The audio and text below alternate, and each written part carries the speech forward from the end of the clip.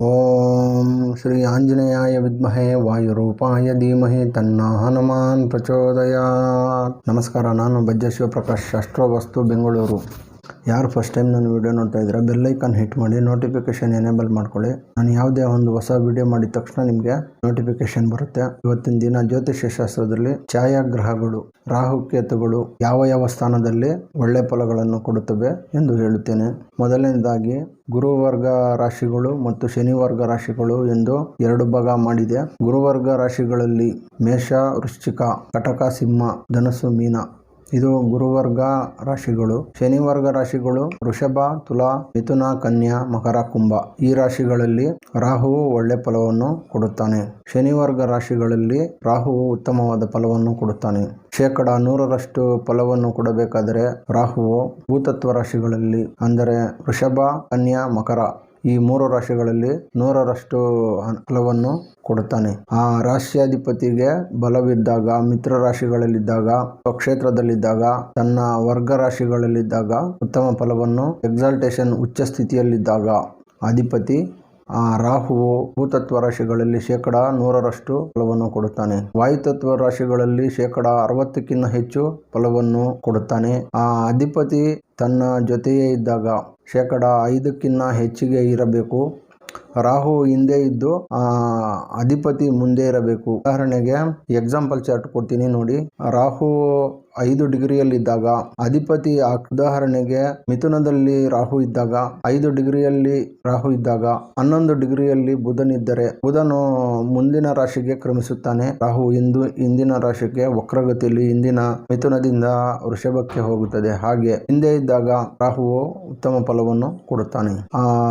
ರಾಶಿ ಅಧಿಪತಿಯಂತೆ ಫಲವನ್ನು ಕೊಡುತ್ತಾನೆ. ಕೇತುವು ಸಹ ಗುರುವರ್ಗ ರಾಶಿಗಳಲ್ಲಿ ಉತ್ತಮ ಫಲವನ್ನು ಕೇತುವು ಕೊಡುತ್ತದೆ. ಮೇಷ, ವೃಶ್ಚಿಕ, ಕಟಕ, ಸಿಂಹ, ವೃಶ್ಚಿಕ, ಮೇಷ, ವೃಶ್ಚಿಕ, ಧನಸ್ಸು, ಮೀನ ಈ ರಾಶಿಗಳಲ್ಲಿ ಕೇತುವು ಉತ್ತಮ ಫಲವನ್ನು ಕೊಡುತ್ತದೆ. ಕೇತುವು ಜಲರಾಶಿಗಳಲ್ಲಿ 100% ಫಲವನ್ನು ಕೇತುವು ಜಲರಾಶಿಗಳಲ್ಲಿ ಕೊಡುತ್ತದೆ. ಅಗ್ನಿತತ್ವ ರಾಶಿಗಳಲ್ಲಿ 60% ಹೆಚ್ಚಿನ ಫಲವನ್ನು ಕೊಡುತ್ತದೆ ಕೇತುವು. ಅದೇ ರೀತಿ ರಾಶಿಯಾಧಿಪತಿಯು ಸಹ ಉತ್ತಮವಾಗಿರಬೇಕು. ಈ ಗ್ರಹಗಳು 3, 6, 10, 11ನೇ ಸ್ಥಾನಗಳಾದಾಗ ಇನ್ನೂ ಹೆಚ್ಚಿನ ಫಲವನ್ನು ಕೊಡುತ್ತದೆ.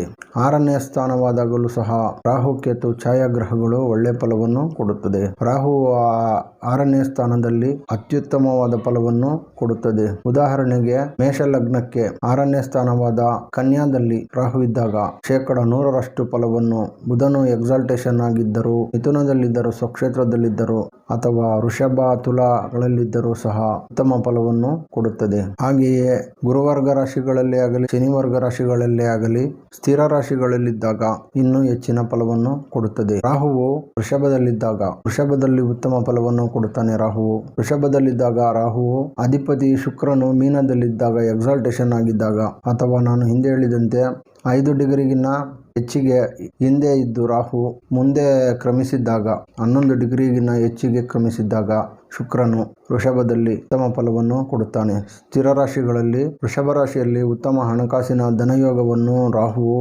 ಅತ್ಯುತ್ತಮವಾದ ಯೋಗವನ್ನು ಕೊಡುತ್ತಾನೆ. ಆದರೆ ಇಲ್ಲಿ ರಾಹು ಯಾವ ತರಹ ಫಲವನ್ನು ಕೊಡುತ್ತಾನೆ ಎಂದರೆ ಹೆಚ್ಚುತ್ತಾ ಹೋಗುತ್ತದೆ. ರಾಹುವಿನ ದುರಾಸೆ, ಗ್ರಿಡಿ ಅನ್ನುವ ಒಂದು ತತ್ವ ಹೆಚ್ಚುತ್ತಾ ಹೋಗಿ ಒಂದು ಗಾಳಿಯ ಬಲೂನಿನಂತೆ, ಚಿಕ್ಕದಾಗಿರುವ ಗಾಳಿಯ ಬಲೂನು ಊದಿ ತುಂಬಾ ದೊಡ್ಡದಾಗಿ, ಎಷ್ಟು ಊದಿದರೂ ದೊಡ್ಡದಾಗುತ್ತಾ ಹೋದಾಗ, ಇನ್ನೂ ಹೆಚ್ಚಿಗೆ ಊದಿದಾಗ ಸಿಡಿದು ಹೋಗುತ್ತದೆ. ಹಾಗೆ ಹೆಚ್ಚುತ್ತಾ ಹೋಗಿ ಕೊನೆಗೆ ಆ ತರಹ ಫಲವನ್ನು ರಾಹು ಕೊಡುತ್ತಾನೆ. ಸ್ಥಿರ ರಾಶಿಗಳಲ್ಲಿ ಎಲ್ಲ ಗ್ರಹಗಳು ಉದ್ಯೋಗದಲ್ಲಿ ಹೆಚ್ಚಿನ ಸ್ಥಿರತೆಯನ್ನು 3, 6, 10, 11ನೇ ಸ್ಥಾನಗಳಾದಾಗ, ಸ್ಥಿರ ರಾಶಿಗಳು ವೃಷಭ, ಸಿಂಹ, ವೃಶ್ಚಿಕ, ಕುಂಭ ಈ ರಾಶಿಗಳಲ್ಲಿ 3, 6, 10, 11ನೇ ಸ್ಥಾನಗಳಾದಾಗ ಉದ್ಯೋಗದಲ್ಲಿ ಹೆಚ್ಚಿನ ಸ್ಥಿರತೆಯನ್ನು ಈ ಗ್ರಹಗಳು ಕೊಡುತ್ತವೆ.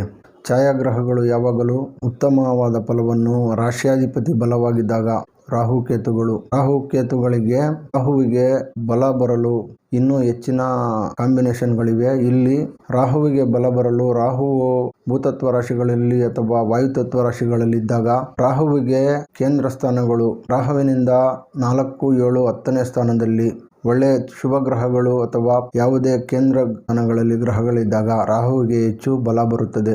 ಆಗಲೂ ಸಹ ಒಳ್ಳೆ ಫಲವನ್ನು ರಾಹುವು ಕೊಡುತ್ತಾನೆ. ರಾಹುವು ಭೂತತ್ವ ಮತ್ತು ವಾಯುತತ್ವ ರಾಶಿಗಳಲ್ಲಿ ಎಂದು ಹೇಳಿದ ತಕ್ಷಣ ಜಲತತ್ವ ಮತ್ತು ಅಗ್ನಿತತ್ವಗಳಲ್ಲಿ ಫಲಗಳನ್ನು ಕೊಡುವುದಿಲ್ಲ ಎಂದು ಅರ್ಥವಲ್ಲ. ಇಲ್ಲೂ ಸಹ ಫಲವನ್ನು ಕೊಡುತ್ತಾನೆ. ಇದಕ್ಕೆ ಹೆಚ್ಚಿನ ಕಾಂಬಿನೇಷನ್ಸ್ ರಾಶ್ಯಾಧಿಪತಿ ಎಕ್ಸಾಲ್ಟೇಷನ್ ಆಗಿ ಸ್ಟ್ರಾಂಗ್ ಆಗಿ ಮತ್ತು ಸ್ವಕ್ಷೇತ್ರಗಳಲ್ಲಿದ್ದಾಗ ಆ ರಾಹುವಿನ ಸ್ಥಾನದಿಂದ 4, 7, 10ನೇ ಸ್ಥಾನದಲ್ಲಿ ಗ್ರಹಗಳಿದ್ದಾಗ ರಾಹುವು ಒಳ್ಳೆ ಫಲವನ್ನು ಕೊಡಲು ಅಗ್ನಿತತ್ವ ಮತ್ತು ಜಲತತ್ವದಲ್ಲಿ ರಾಹುವು ತನ್ನ ಬಲವನ್ನು ಕೊಡಲು ವೀಕ್ ಆಗುತ್ತದೆ. ಗ್ರಹವು ರಾಹುವಿನೊಂದಿಗೆ ಇರುವ ಗ್ರಹದ ಶಕ್ತಿಯನ್ನು ಕಸಿದುಕೊಳ್ಳುತ್ತದೆ ರಾಹುವು.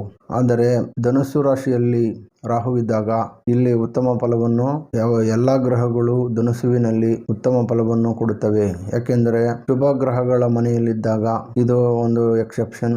ಇಲ್ಲಿ ಒಳ್ಳೆಯ ದೇವಸ್ಥಾನ ಕಾರ್ಯಗಳಲ್ಲಿ ಮತ್ತು ಇಂತಹ ಸೇವೆಗಳಲ್ಲಿ ಇರುತ್ತಾರೆ. ಜ್ಞಾನವನ್ನು ಕೊಡುತ್ತಾನೆ ರಾಹು. ಯೋಗವನ್ನು ಸಹ ಕೊಡುತ್ತಾನೆ. ಮೀನದಲ್ಲಿದ್ದಾಗಲೂ ಸಹ ಒಳ್ಳೆಯ ಯೋಗವನ್ನು ಕೊಡುತ್ತಾನೆ. ಆದರೆ ನಾನು ಹೇಳಿದಾಗೆ ಭೂತತ್ವ ರಾಶಿಗಳಲ್ಲಿದ್ದಾಗ ಹೆಚ್ಚಿನ ಹಣಕಾಸಿನ ಲಭ್ಯತೆಯನ್ನು ಹೆಚ್ಚು ಮಾಡುತ್ತಾ ಹೋಗುತ್ತಾನೆ. ಆದರೆ ಈ ಗುರುವಿನ ರಾಶಿಗಳಿದ್ದಾಗ ಜ್ಞಾನವನ್ನು ಮತ್ತು ಬುದ್ಧಿಶಕ್ತಿಯನ್ನು ಉತ್ತಮವಾದ ಜ್ಞಾನವನ್ನು ರಾಹು ಕೊಡುತ್ತಾನೆ. ಮಿಥುನ ರಾಶಿಯಲ್ಲಿ ರಾಹುವಿನೊಂದಿಗೆ ಬುಧನಿದ್ದಾಗ ಇಲ್ಲಿ ಅತ್ಯುತ್ತಮವಾದ ಫಲವನ್ನು ಬುಧನೊಂದಿಗೆ ಇರುವ ರಾಹು ಉತ್ತಮ ಜ್ಞಾನವನ್ನು ಸಹ ಕೊಡುತ್ತಾನೆ. ಉಭಯ ರಾಶಿಗಳಲ್ಲಿ ರಾಹುವು ಒಳ್ಳೆಯ ಫಲವನ್ನು ಕೊಡುತ್ತಾನೆ. ಮಿಥುನ, ಕನ್ಯಾ ಮತ್ತು ಧನಸ್ಸು, ಮೀನದಲ್ಲಿ ಅತಿ ಹೆಚ್ಚಿನ ಫಲವನ್ನು ಕೊಡುತ್ತಾನೆ. ಬೇರೆ ರಾಶಿಗಳಾದಾಗ ಸ್ವಲ್ಪ ಕಡಿಮೆಯಾಗುತ್ತದೆ. ರಾಹುವಿಗೆ ಕೇಂದ್ರಗಳಲ್ಲಿ ಗ್ರಹಗಳಿದ್ದಾಗ ಈ 8ನೇ ಸ್ಥಾನವನ್ನು ಬಿಟ್ಟು 3, 6, 10, 11ನೇ ಸ್ಥಾನದಲ್ಲಿ ರಾಹುಕೇತುಗಳು ಉತ್ತಮವಾದ ಫಲವನ್ನು ಕೊಡುತ್ತವೆ. ಆದರೆ 8ನೇ ಸ್ಥಾನದಲ್ಲೂ ಸಹ ಇದ್ದಾಗ ಜ್ಯೋತಿಷಿಗಳು ಸಹ ಆಗುತ್ತಾರೆ. ದಿಢೀರ್ ಹಣ ಮತ್ತು ತೊಂದರೆಗಳು ಸಹ ಇರುತ್ತವೆ. ಆಕ್ಸಿಡೆಂಟ್ಸ್ ಇಂತಹ 6% ನಷ್ಟು ತೊಂದರೆಗಳು ಸಹ ಇರುತ್ತವೆ. ಆದರೆ ದಿಢೀರ್ ಅಂತ ಬರುವಂತಹ ಹಣ, ತಾತನ ಆಸ್ತಿಗಳು, ಈ ತರಹದ ತಂದೆಯ ಸೂಚಿಸುವಂತಹ ರಾಹು ಪಿತ್ರಾರ್ಜಿತ ಆಸ್ತಿ, ಈ ವಿಷಯಗಳಲ್ಲಿ ರಾಹು ಒಳ್ಳೆ ಫಲವನ್ನು ಕೊಡುತ್ತಾನೆ. ಕೇತುವು ಜಾತಕಗಳಲ್ಲಿ ಯಾವ ಸ್ಥಾನದಲ್ಲಿದ್ದರೂ ಸಹ ನೀವು ಹಿಂದಿನ ಜನ್ಮದ ಕರ್ಮಗಳಿಗೆ ತಕ್ಕಂತೆ ಫಲಗಳನ್ನು ಕೊಡುತ್ತಾನೆ. ಕೇತುವು ಜ್ಞಾನವನ್ನು ಕೊಡುತ್ತಾನೆ. ಕೇತುವು ಮೋಕ್ಷಕಾರಕ ಗ್ರಹ. ಈ ಗ್ರಹ ಕುಟುಂಬ ಸ್ಥಾನದಲ್ಲಿದ್ದಾಗ ಸ್ವಲ್ಪ ತೊಂದರೆಯನ್ನು ಕೊಡುತ್ತದೆ. ಬೇರೆ ಸ್ಥಾನಗಳಲ್ಲಿದ್ದಾಗ 12ನೇ ಸ್ಥಾನದಲ್ಲಿದ್ದಾಗ ಕೇತುವು ಮೋಕ್ಷವನ್ನು, ಜೀವನಕ್ಕೆ ಬೇಕಾದಂತಹ ಸುಖ, ಹಾಸಿಗೆಯಂತಹ ಈ ವಿಷಯಗಳಲ್ಲಿ ತೊಂದರೆಗಳನ್ನು ಕೊಡುತ್ತದೆ ಮತ್ತು ನಿದ್ದೆ ಕಡಿಮೆ ಮಾಡುತ್ತದೆ. ಈ ಜನ್ಮವೇ ಬೇಡ, ಈ ಜನ್ಮವೇ ಸಾಕು ಎನ್ನುವಂತಹ ಮನಸ್ಥಿತಿಯನ್ನು 12ನೇ ಸ್ಥಾನದಲ್ಲಿರುವ ಕೇತು ಕೊಡುತ್ತಾನೆ. ರಾಹು 11ನೇ ಸ್ಥಾನದಲ್ಲಿ ಒಳ್ಳೆಯ ಫಲವನ್ನು ಕೊಡುತ್ತದೆ. 11ನೇ ಸ್ಥಾನ ಭೂತತ್ವ ರಾಶಿಗಳಾಗಿ ಬಂದಾಗ ಉತ್ತಮವಾದ ಫಲವನ್ನು ಕೊಡುತ್ತದೆ. ರಾಹುವನ್ನು ವೀಕ್ಷಿಸುತ್ತಿರುವ ಗ್ರಹಗಳು ಸಹ ರಾಹುವು ನೇರವಾದ 180 ಡಿಗ್ರಿಯಲ್ಲಿ ವೀಕ್ಷಿಸುತ್ತಿರುವಂತಹ ಗ್ರಹಗಳು ರಾಹುವು ತನ್ನ ಶಕ್ತಿಯನ್ನು ಕಸಿದು ರಾಹುವಿನಂತೆ ವರ್ತಿಸುತ್ತಾನೆ. ರಾಹುವಿಗೆ ತನ್ನ ಯಾವುದೇ ಒಂದು ರಾಶಿಯಲ್ಲಿ ಕುಳಿತಿದ್ದಾಗ ರಾಶ್ಯಾಧಿಪತಿಯ ಫಲಗಳು ರಾಶ್ಯಾಧಿಪತಿಯಂತೆ ವರ್ತಿಸುತ್ತಾನೆ. ಆ ರಾಶ್ಯಾಧಿಪತಿಯ ಫಲಗಳನ್ನು ಸಹ ರಾಹು ಕೊಡುತ್ತಾನೆ. ರಾಹು 4ನೇ ಸ್ಥಾನದಲ್ಲಿದ್ದಾಗ, ಈ ಸ್ಥಾನದಲ್ಲಿದ್ದಾಗ ಸಿನಿಮಾ ನಟರು ಮತ್ತು ಮೀಡಿಯಾ, ನಾಟಕರಂಗ ಮತ್ತು ಸೀರಿಯಲ್ಗಳಲ್ಲಿ ಸಹ ಇದು ಛಾಯಾಗ್ರಹಗಳು, ಮೀಡಿಯಾಗೆ ಸಂಬಂಧಪಟ್ಟಂತಹ 4ನೇ ಸ್ಥಾನದಲ್ಲಿದ್ದಾಗ ಒಳ್ಳೆಯ ಹೆಸರು ಮತ್ತು ಹಣವನ್ನು, ಕೀರ್ತಿಯನ್ನು ಸಹ ರಾಹು ಕೊಡುತ್ತಾನೆ. 7ನೇ ಸ್ಥಾನದಲ್ಲಿದ್ದಾಗಲೂ ಸಹ ಮೀಡಿಯಾ ಮತ್ತು ಕಮ್ಯುನಿಕೇಶನ್, ಪ್ರೆಸ್ನಂತಹ ಪಬ್ಲಿಕ್ ಅನ್ನು ತೋರಿಸುವಂತಹ, ಬಾಹ್ಯ ಮನೆಯಿಂದ ಆಚೆ ಬಾಹ್ಯ ಪ್ರಪಂಚವನ್ನು ತೋರಿಸುವಂತಹ 7ನೇ ಮನೆಯು ಇಲ್ಲೂ ಸಹ ಒಳ್ಳೆಯ ಫಲವನ್ನು ಕೊಡುತ್ತಾನೆ. 10ನೇ ಮನೆಯಲ್ಲಿ ಕರ್ಮ ಸ್ಥಾನದಲ್ಲಿ, ಉದ್ಯೋಗದಲ್ಲಿ ಉನ್ನತ ಸ್ಥಾನಕ್ಕೆ ರಾಹು ಕರೆದೊಯ್ಯುತ್ತಾನೆ. 3, 6, 10, 11ನೇ ಸ್ಥಾನಗಳಲ್ಲಿ ಎಂದು ಹೇಳಿದಾಗ ಈ ಸ್ಥಾನಗಳಲ್ಲಿದ್ದಾಗಲೂ ಸಹ ಉತ್ತಮ ಫಲವನ್ನು ಕೊಡುತ್ತಾನೆ. ವಿಶೇಷವಾಗಿ 6ನೇ ಸ್ಥಾನದಲ್ಲಿದ್ದಾಗ ರಾಹುವು ಅತ್ಯುತ್ತಮವಾದ ಫಲವನ್ನು ಉದ್ಯೋಗದಲ್ಲಿ ಮತ್ತು ಶತ್ರುಗಳ ಮೇಲೆ ಜಯವನ್ನು ಸಾಧಿಸುವಂತಹ ಶಕ್ತಿಯನ್ನು ಜಾತಕನು ಹೊಂದಿರುತ್ತಾನೆ. ಈ ವಿಡಿಯೋ ಬಗ್ಗೆ ನಿಮ್ಗೇನಾದರೂ ಪ್ರಶ್ನೆಗಳು, ಸಂದೇಹಗಳಿದ್ದಲ್ಲಿ ನನಗೆ ಕಾಮೆಂಟ್ಸ್ ಮಾಡಿ. ನಾನು ನಿಮ್ಮ ಕಾಮೆಂಟ್ಸ್ಗಳಿಗೆ ಉತ್ತರಿಸುತ್ತೇನೆ. ನಮಸ್ಕಾರ. ಬಜ್ಜ ಶಿವಪ್ರಕಾಶ್, ಅಸ್ಟ್ರೋ ವಾಸ್ತು, ಬೆಂಗಳೂರು.